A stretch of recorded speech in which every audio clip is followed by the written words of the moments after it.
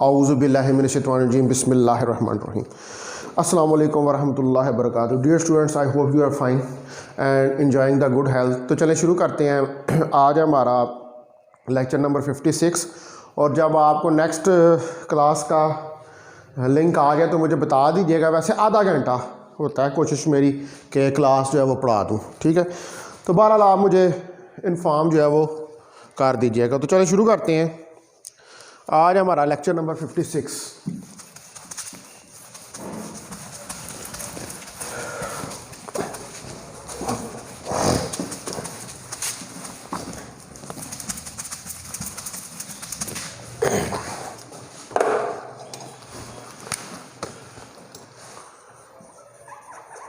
Lecture number 56 और date है हमारे पास आज 13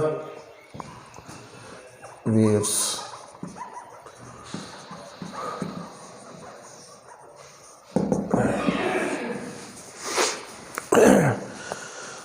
तो हमने कल जो है वो स्टार्ट किया था पोलारीमीटर को, ठीक है। और मैंने आपको बताया था कि पोलारीमीटर जो है ये एक ऐसी डिवाइस है कि जो ऑप्टिकल रोटेशन होती है, यानी कि जब किसी एक्टिव मीडियम में से light, plane polarised light pass करती है और उस लाइट की जो प्लेन ऑफ वाइब्रेशन है उसके अंदर कोई रोटेशन आ जाए, तो ये डिवाइस या इंस्ट्रूमेंट है, ये यूज़ होता है एंगल ऑफ रोटेशन को फाइंड करने के लिए किसी प्लेन पोलराइज्ड लाइट के, ठीक है। मैंने आपको ये कल बात जो है ये डिटेल से बताई थी। हमने कहा ये लेक्चर के एंड के ऊपर इस चीज़ को स्टडी जो है वो करना शुरू किया था। तो पोलारीमीटर तो किसी प्लेन पोलराइज्ड लाइट के जो एक्सिस ऑफ रोटेशन के अंदर, यानी कि वो जितनी रोटेट होती है, जिस एंगल पे वो लाइट रोटेट होती है, वो उसको मेजर करता है। लेकिन हमें जो है इस पोलारीमीटर को समझने के लिए दो चीज़ें मज़ीद जो हैं उनका समझना बड़ा ज़रूरी है। और उसमें वो जो दो चीज़ें हैं उनमें एक तो है हमारे पास ऑप्टिकल एक्टिविटी, ठीक है, और दूसरी है हमारे पास स्पेसिफिक रोटेशन, ठीक है जी। ऑप्टिकल एक्टिविटी और स्पेसिफिक रोटेशन जो है इसको समझना बहुत ज़रूरी है, यानी कि पोलारीमीटर को समझने के लिए ये दो चीज़ें जो हैं इनका पता होना हमें बड़ा ज़रूरी है। तो इससे पहले कि हम पोलारीमीटर की कंस्ट्रक्शन और इन चीज़ों को स्टडी करें, हमें जो है वो ऑप्टिकल एक्टिविटी जो है इसको समझना है। ऑप्टिकल एक्टिविटी, तो अगर हमारे पास जो है कोई दो निकल प्रिज्म्स हों, ठीक है। निकल प्रिज्म जो होता है ये भी पोलराइज़र का काम करता है, और निकल प्रिज्म जो है इसकी मदद से हमें प्लेन पोलराइज्ड लाइट जो है वो हासिल होती है। तो हमारे पास अगर दो निकल प्रिज्म हो, यानी कि एक प्रिज्म जो है वो पोलराइज़र का काम करेगा और एक प्रिज्म जो है वो एनालाइज़र का काम करेगा, ठीक है। तो हम जब लाइट को पास करते हैं पहले निकल प्रिज्म में से, यानी कि पहले पोलराइजर्स में से, तो वो प्लेन पोलराइज्ड हो जाती है, और उसके बाद ये प्लेन पोलराइज्ड लाइट जो है वो दूसरे निकल प्रिज्म से गुजरती है, यानी कि दूसरे पोलराइज़र या एनालाइज़र से गुजरती है, और फिर ये हमारी आई तक पहुंचती है।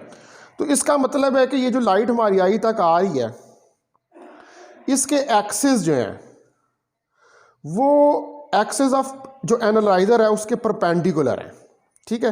तो अगर पोलराइज़र और एनालाइज़र जो है वो इस तरह अरेंज किए जाएं कि कोई लाइट जो है वो हमारी यहाँ तक ना आए, यानी कि हमारी यहाँ तक जो लाइट आ रही है उसकी इंटेंसिटी जो है वो ज़ीरो के बराबर हो जाए, यानी कि जो हमारी आँख तक लाइट आए वो ज़ीरो के बराबर हो, यानी कि इस तरह पोलराइज़र और एनालाइज़र जो है उनको रखा जाए, यानी कि पोलराइज़र और एनालाइज़र जो है उन दोनों को एक दूसरे की परपेंडिकुलर डायरेक्शन में रखा जाए। तो कोई लाइट जो है वो हमारी टांग तक रहेगी।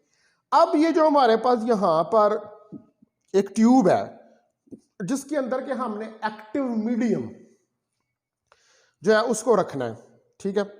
एक्टिव मीडियम मतलब वो मीडियम के जो स्पेसिफिक रोटेशन या जो हमारे पास ऑप्टिकल एक्टिविटी जो है उसको करें, ठीक है।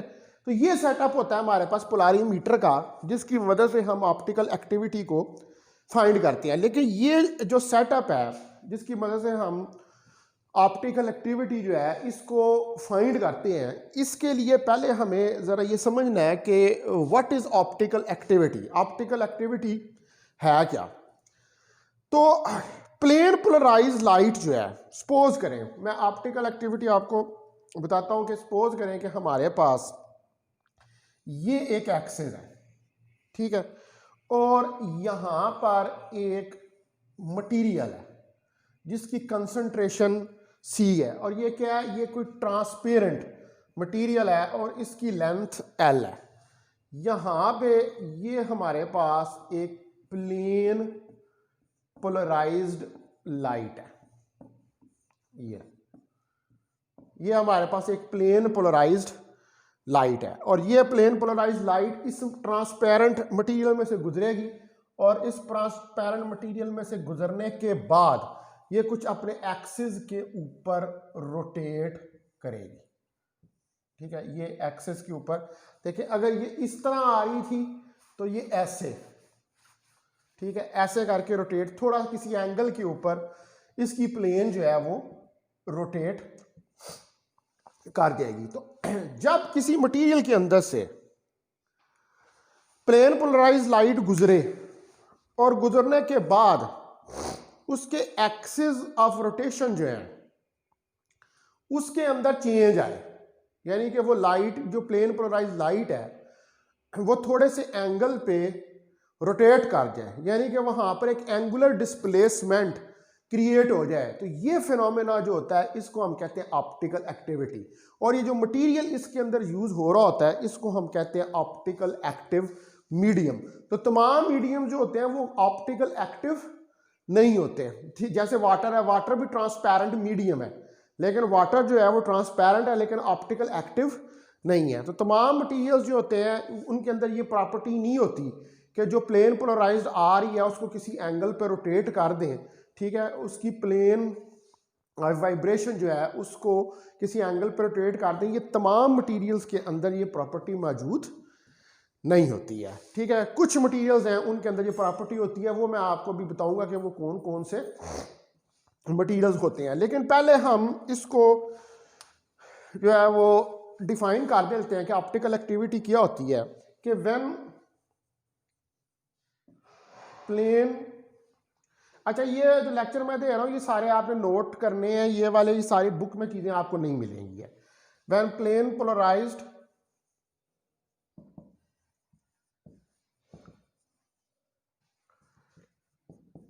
passes through a transparent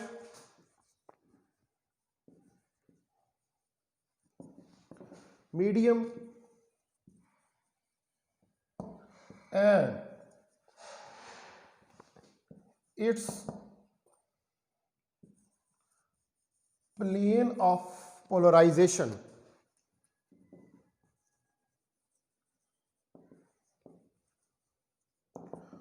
rotated at some angle,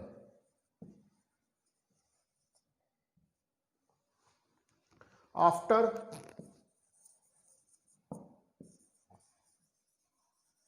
passing through medium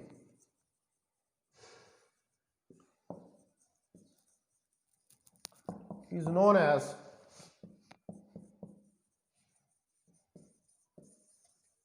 optical activity.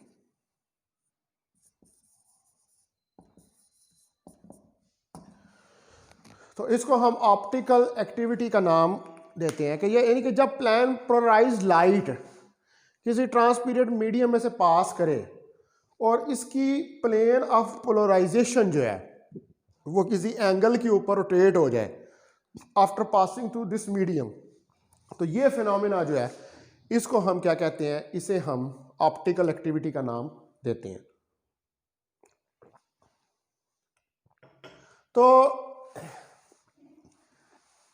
यहां पर एक क्वेश्चन ये राइज होता है कि हमने जो है वो सिर्फ यहां पर ये प्लेन पोलराइज लाइट ही क्यों यूज़ किया। हमने प्लेन पोलराइज लाइट इसलिए यूज़ किया कि इसमें पार्टिकल जो हैं वो एक ही प्लेन में वाइब्रेट कर रहे होते हैं, और अगर हम अनपोलराइज लाइट यूज़ करें तो उसके अंदर बहुत सारी प्लेन्स होती हैं, ठीक है। तो वो फिर हम जो है जब वो ट्रांसपेरेंट मीडियम में से पास करेगी तो हम फिर उसकी रोटेशन को, जब इतनी ज़्यादा प्लेन्स ऑफ वाइब्रेशन होगी तो हम पर्टिकुलरली किसी की जो रोटेट हो रही है प्लेन उसके बारे में कंप्लीट इंफॉर्मेशन नहीं दे सकेंगे। इसलिए हम पहले से ही प्लेन पोलराइज लाइट जो है उसको यूज़ करते हैं किसी मीडियम की ऑप्टिकल एक्टिवनेस को चेक करने के लिए, यानी कि जो मीडियम जो है वो उसके अंदर से लाइट पास करने के बाद किसी एंगल पर रोटेट हो जाए, तो ऐसे मीडियम को हम ऑप्टिकल एक्टिव मीडियम का नाम देते हैं। यानी कि वो मीडियम जो प्लेन पोलराइज लाइट की जो एक्सिस हैं उनको किसी एंगल के ऊपर रोटेट कर दे, ठीक है, तो उसको हम क्या कहते हैं, उसको हम ऑप्टिकल मीडियम का नाम देते हैं। तो हम इसको डिफाइन कर सकते हैं, the medium through which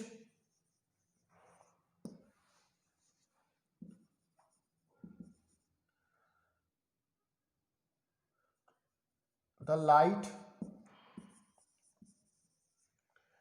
through which the plane polarized light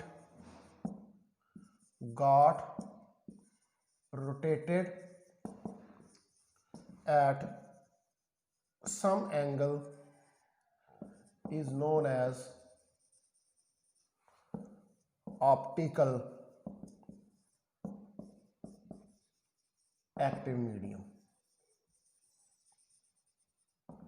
तो इस तरह का जो मीडियम होता है इसको हम ऑप्टिकल एक्टिव मीडियम का नाम देते हैं। ये ऑप्टिकल एक्टिव है, ये अगर आपने ये कोई चेक करना होगा भाई कोई मीडियम ऑप्टिकल एक्टिव है या नहीं है, तो उसमें से प्लेन पोलराइज लाइट गुजार के देखें।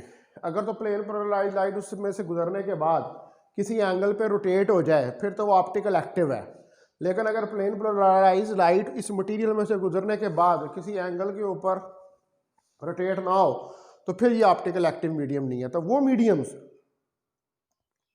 को जो लाइट को किसी एंगल के ऊपर रोटेट कर देते हैं उनको हम ऑप्टिकल एक्टिव मीडियम कहते हैं। और इसमें हमारे पास जो एग्जांपल्स हैं इसकी ऑप्टिकल एक्टिव मीडियम की, उसमें क्वार्ट्ज है हमारे पास, शुगर है और तारपीन है। ये मतलब कुछ मीडियम्स हैं कि जो ऑप्टिकल एक्टिव होते हैं।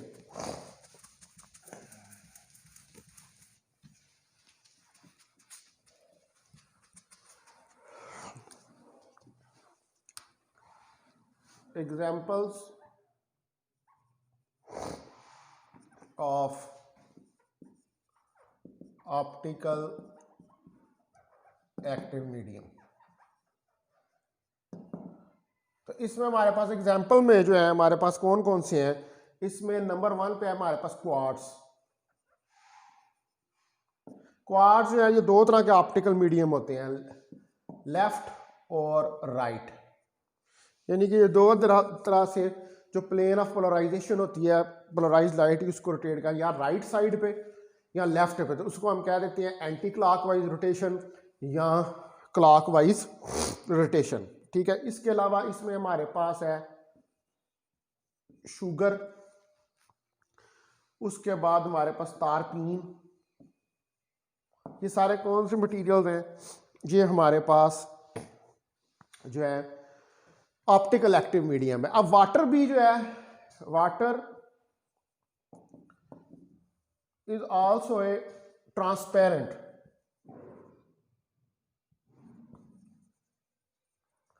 medium, but it is not a optical active medium। ये ट्रांसपेरेंट है लेकिन ऑप्टिकल एक्टिव नहीं है, क्योंकि जब वाटर के अंदर से प्लेन पोलराइज पास करती है तो उसकी प्लेन ऑफ पोलराइजेशन जो है वो किसी एंगल के ऊपर रोटेट नहीं होती, इसलिए ये एक ऑप्टिकल मीडियम नहीं है। तो ऑप्टिकल मीडियम जो हैं वो हमारे पास दो किस्म के होते हैं, ये जो यहाँ पर लेफ्ट और right. Optical mediums are of two types. हमारे पास दो किस्म के ऑप्टिकल मीडियम जो हैं होते हैं, एक को हम कहते हैं राइट हैंडेड,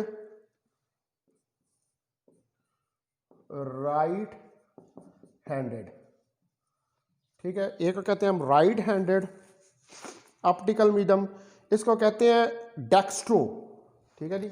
इसका दूसरा नाम होता है dextro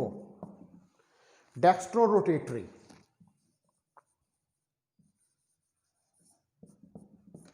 डेक्सो rotatory right handed active medium, और दूसरे होते हैं लेफ्ट हैंडेड एक्टिव मीडियम, जिनको हम कहते हैं लीवो रोटेटरी।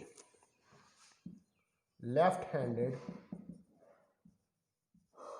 मीडियम, इनको हम कहते हैं लीवो रोटेटरी।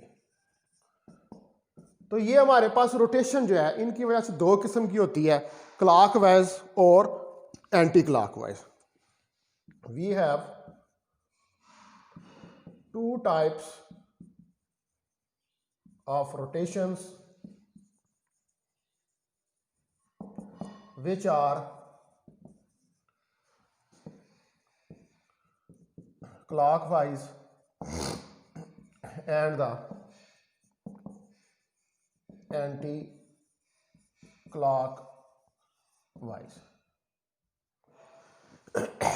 जो कि हमारे पास क्लॉकवाइज और एंटी क्लॉकवाइज होती है। यानी कि हम ये कह सकते हैं कि जो हमारे पास, अगर आप यानी कि खुद से कन्वेंशन ले लें कि लेफ्ट जो राइट हैंडेड है उसकी रोटेशन क्लॉकवाइज है और जो लेफ्ट हैंडेड है उसकी रोटेशन एंटी क्लॉकवाइज है। ये मर्जी है आपको, या आप इसको रोटेट भी कर सकते हैं, यानी कि लेफ्ट हैंडेड की क्लॉकवाइज और राइट हैंडेड की एंटी क्लॉकवाइज ले, लेकिन जो एक लेंगे आप रोटेशन एक के लिए, फिर दूसरे के लिए उसकी अपोजिट होगी। तो ये जो एक्टिव मीडियम होते हैं ये दो तरह से जो है वो रोटेट कर देते हैं प्लेन ऑफ पोलराइजेशन को। अच्छा जी, अब हमारे पास जो है हमने ये लॉज हैं इसके ऑप्टिकल एक्टिविटी के, इनको ज़रा स्टडी करके देखना है कि किन लॉज के ऊपर जो है ये बेस ऑप्टिकल एक्टिविटी जो है वो करती है। तो लॉज ऑफ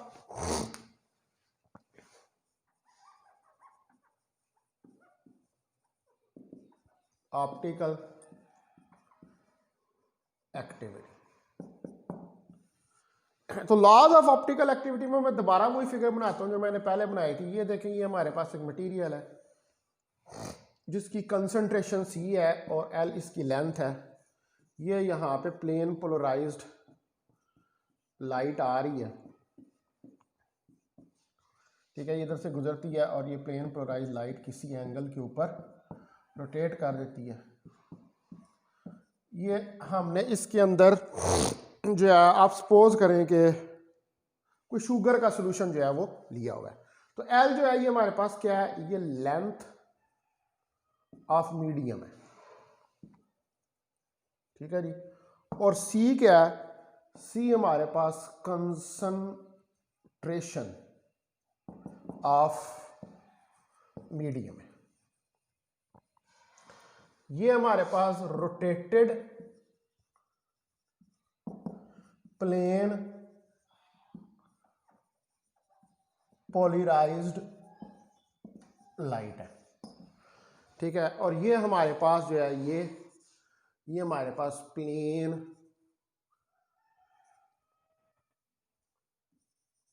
पोलराइज्ड लाइट है,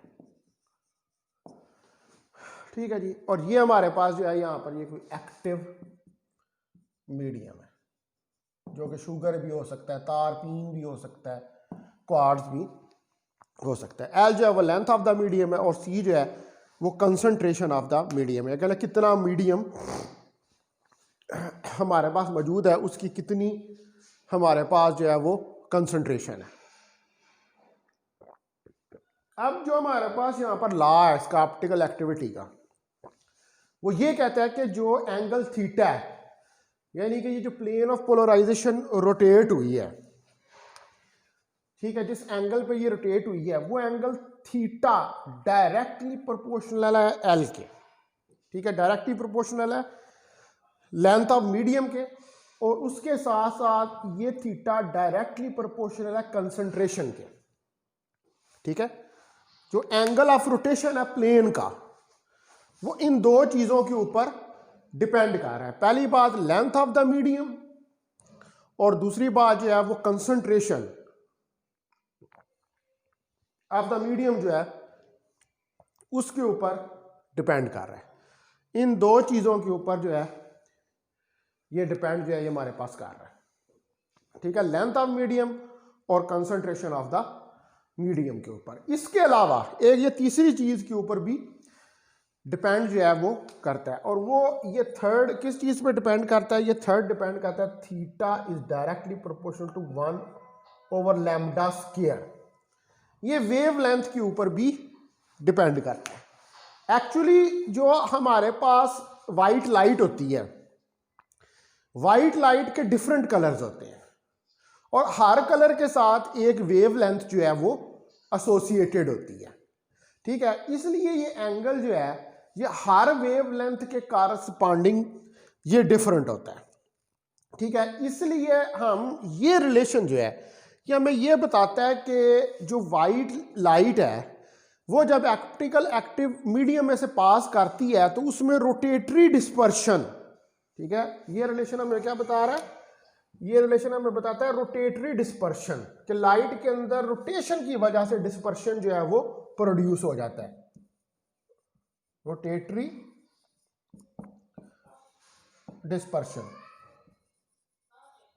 ठीक है जी। लाइट के अंदर जो है वो रोटेटरी डिस्पर्शन, रोटेशन की वजह से डिस्पर्शन, यानी कि लाइट जो है वो रोटेट होकर अपने कलर्स के अंदर जो है वो डिवाइड हो जाती है। अब ये जो तीनों इक्वेशनें हैं 1, 2 एंड 3, इनको मैं कंबाइन कर दूं तो मेरे पास थीटा जो है वो डायरेक्टली प्रोपोर्शनल आ जाएगा LC/लैम्डा स्क्वायर के, यानी कि जो एंगल ऑफ रोटेशन है, अब यहां पर आप देखें तो ये तीन चीजों के ऊपर डिपेंड कर रहा है, लेंथ के ऊपर, कंसंट्रेशन के ऊपर और वेव लेंथ के ऊपर। इन तीन चीजों पे डिपेंड कर रहा है, ठीक है। और वेव लेंथ क्या है कि जो वाइट लाइट पास करती है किसी ऑप्टिकल एक्टिव मीडियम में से तो वो अपनी कंपोनेंट वेवलेंथ के अंदर रिजॉल्व हो जाती है ड्यू टू द रोटेशन, कि ऑप्टिकल ऑप्टिक मीडियम जो है हर वेवलेंथ के कारस्पॉन्डिंग रोटेशन जो है वो डिफरेंट होती है, ठीक है। यानी कि रेड कलर की रोटेशन और होगी और जो हमारे पास वायलेट कलर है उसकी रोटेशन और होगी। आप देखें कि theta inversely proportional lambda square के, अगर लैम्डा बढ़ेगा तो थीटा कम होगा, यानी कि अगर रेड लाइट यूज करेंगे रेड लाइट की वेवलेंथ ज्यादा होती है, अगर आप रेड लाइट यूज करेंगे तो रेड लाइट के लिए थीटा जो है वो कम होगा, यानी कि रेड जो वेवलेंथ है उसके लिए ऑप्टिकल रोटेशन का एंगल कम होगा। लेकिन अगर आप वायलेट यूज करें तो वायलेट की शॉर्ट वेवलेंथ होती है, शॉर्ट वेवलेंथ होगी तो थीटा ज्यादा होगा, ठीक है। तो इसका मतलब है कि ये रोटेटरी डिस्पर्शन जो है ये किसी मीडियम के अंदर प्रोड्यूस करेगा, और ये रोटेटरी डिस्पर्शन जो है it depends upon the wavelength, कि वेवलेंथ शॉर्ट है या वेवलेंथ लॉन्ग है। अगर शॉर्ट वेवलेंथ है तो देन थीटा इज, अगर शॉर्ट वेवलेंथ है तो थीटा इज लार्ज, यानी कि वायलेट कलर के लिए। और अगर वेवलेंथ लॉन्ग वेवलेंथ है, ठीक है। अगर वेवलेंथ लॉन्ग वेवलेंथ है यानी कि रेड कलर है, तो रेड कलर के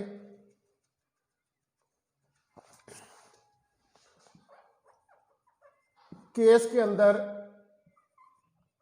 देन थीटा इज स्मॉल, तो थीटा जो है वो स्मॉल होगा।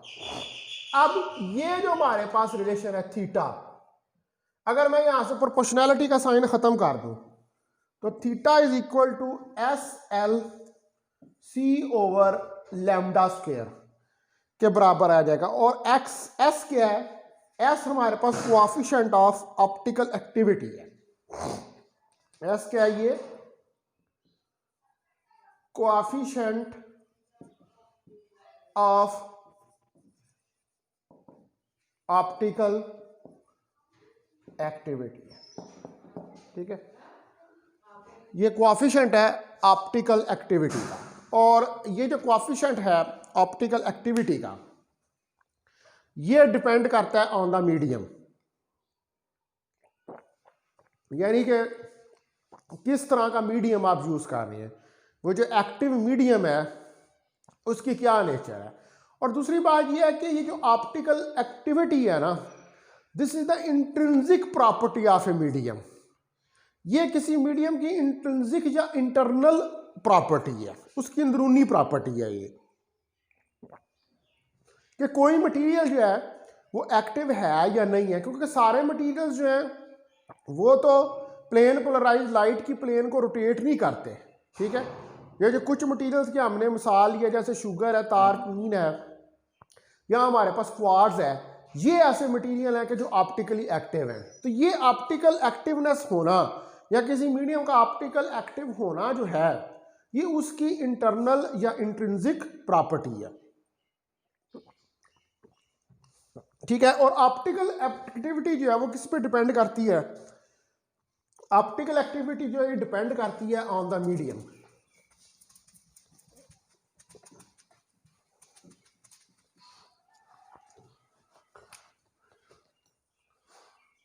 Optical activity depends upon the nature of medium, यानी कि किस नेचर का आपके पास मीडियम है। और ऑप्टिकल एक्टिविटी जो है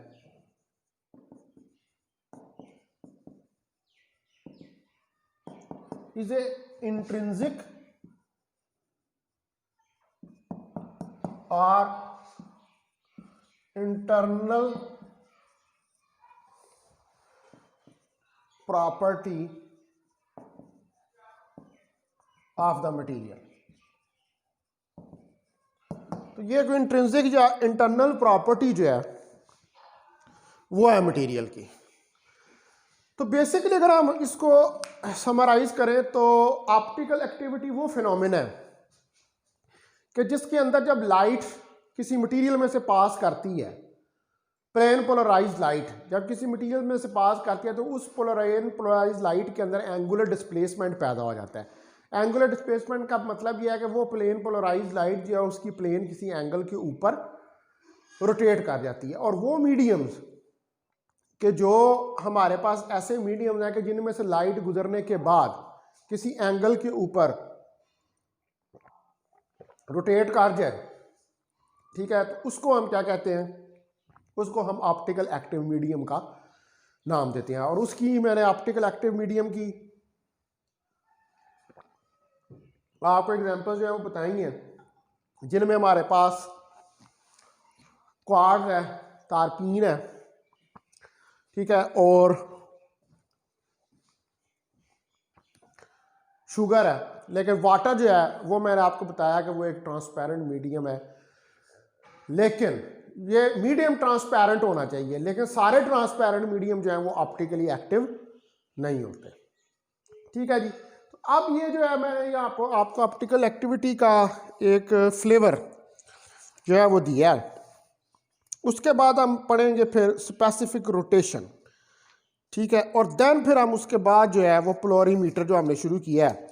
ये दो चीज़ें जो है इन चीज़ों को समझने के लिए बड़ी ज़रूरी हैं, स्पेसिफिक रोटेशन, ठीक है, और ऑप्टिकल एक्टिविटी, क्योंकि इनकी हमें समझ होगी तो फिर हमें पोलरीमीटर का फंक्शन जो है वो समझ आएगा। तो आज हमने जो है फिर वो काफ़ी डिटेल के साथ जो है इसको स्टडी कर लिया है ऑप्टिकल एक्टिविटी को, ठीक है। तो कल फिर जो है हम स्पेसिफिक रोटेशन जो है वो पढ़ेंगे।